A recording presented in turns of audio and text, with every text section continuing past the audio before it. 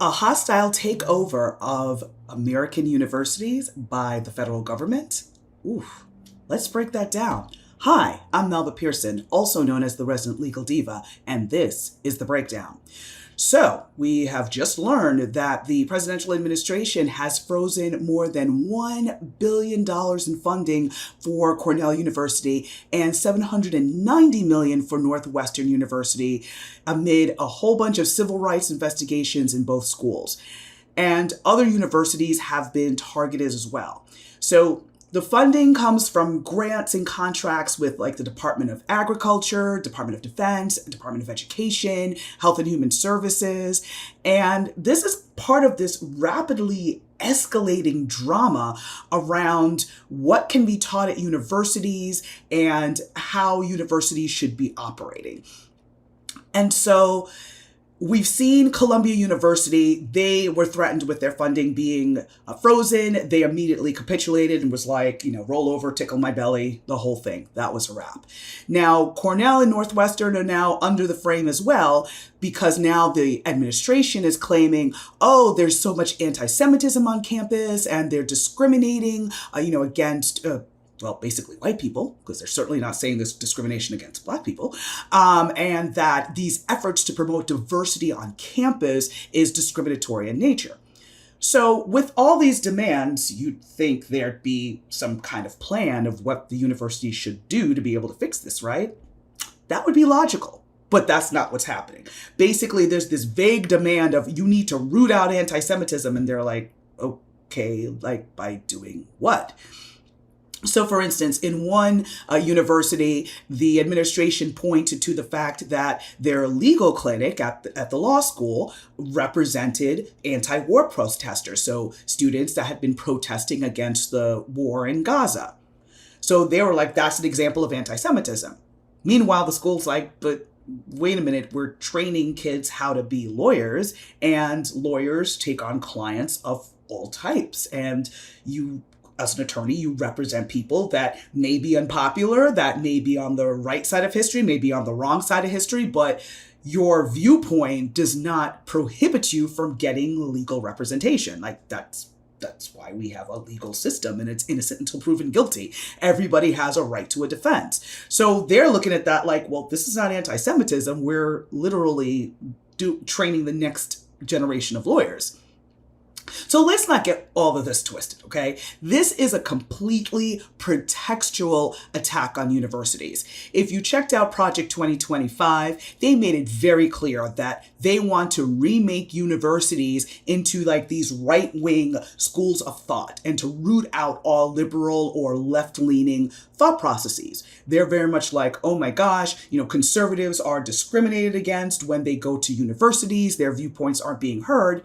But if you actually do surveys, like in the state of Florida, surveys went around to different universities asking the students and the professors as to whether or not they felt their viewpoints were stifled or anything like that.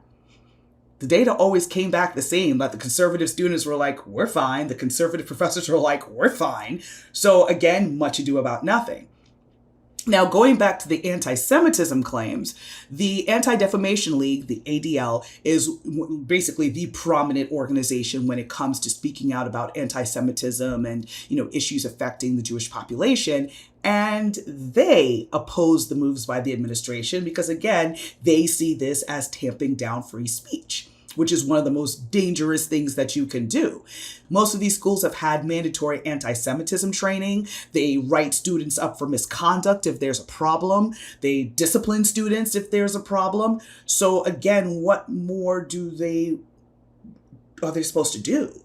I mean, there's protests on campus, yes, but you can't prevent protests on campus, because again, that's freedom of expression. Obviously, if somebody's being harmed, if there's, someone's being threatened, the school has a requirement. They have a duty to protect their students, of course. But you can't do that at the expense of free speech. So if students are having a protest, many times on campus, they will have a certain area designated for protests, things like that. So there's ways that they can make the campus safe and make sure that there isn't clashes. But again, these protests generally have not been violent. There have been one or two exceptions. But again, in those exceptions, law enforcement got involved and people were arrested. So again, very, very pretextual. So all of this is dangerous for a number of reasons. So first off, the federal government has absolutely no place in dictating day-to-day affairs of a private university. It's not a state university. It is a private university. Students pay their tuition. They are going to research the university and see if it's aligned with what they want to learn and who they want to be. There's plenty of options out there for everyone. So to basically try to crack down and make all the universities the same and teach the exact same way is a problem and is doing a disservice to the students. So there's that. Also, it affects research because I don't think folks really give this a lot of thought. I certainly didn't until I got into the academic field and started to learn more. But a lot of the advances that we see in terms of medicine, in terms of technology, all of that, aren't done in like some bunker in Washington, D.C. They're done in colleges and universities all around the country.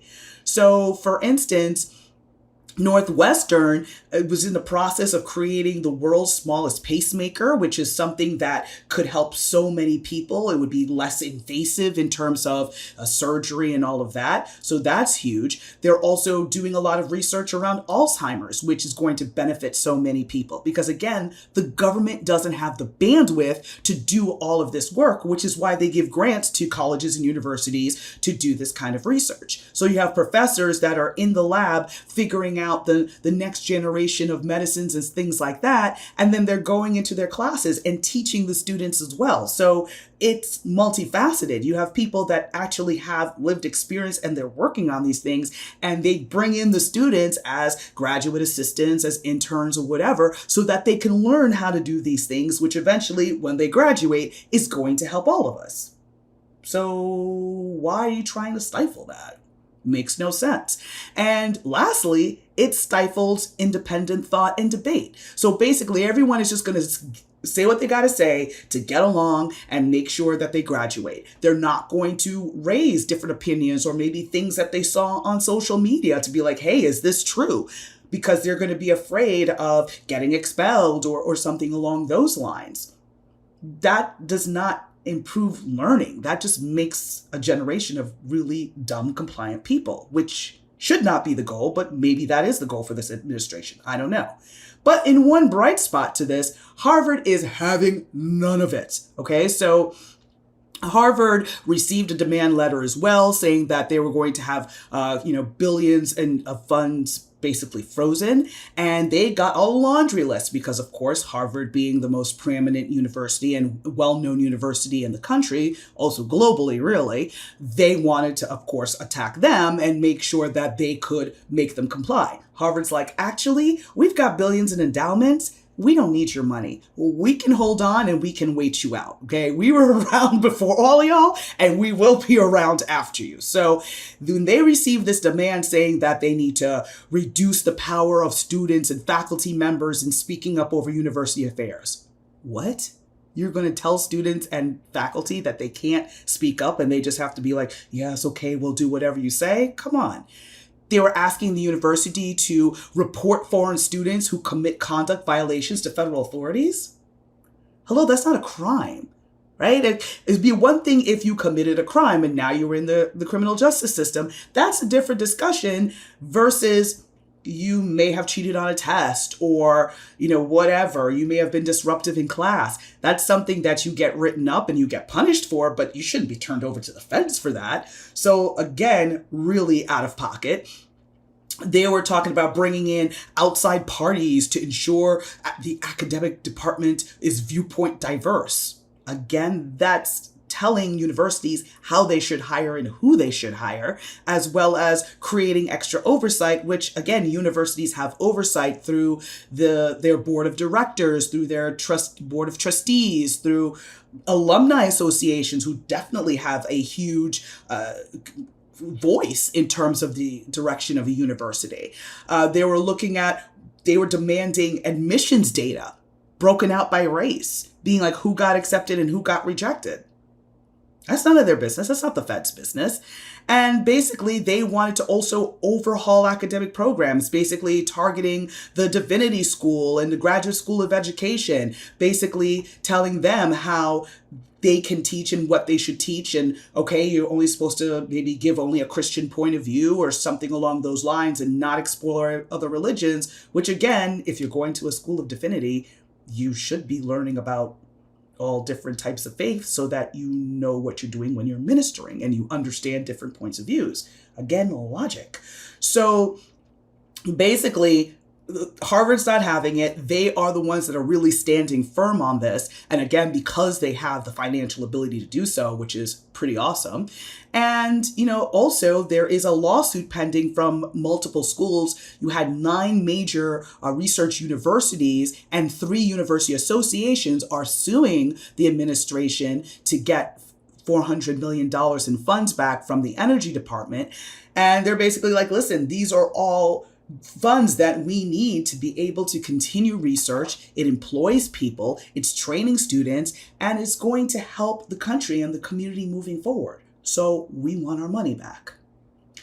So again, this is all just another chapter in the march, basically, towards autocracy.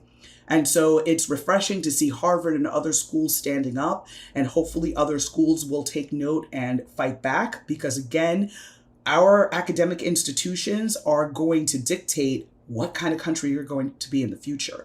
Are we going to have a bunch of compliant sheep, or are we going to have people that actually understand different viewpoints? Doesn't mean everybody has to agree, but you understand different viewpoints and then can make policy or make advances based on that.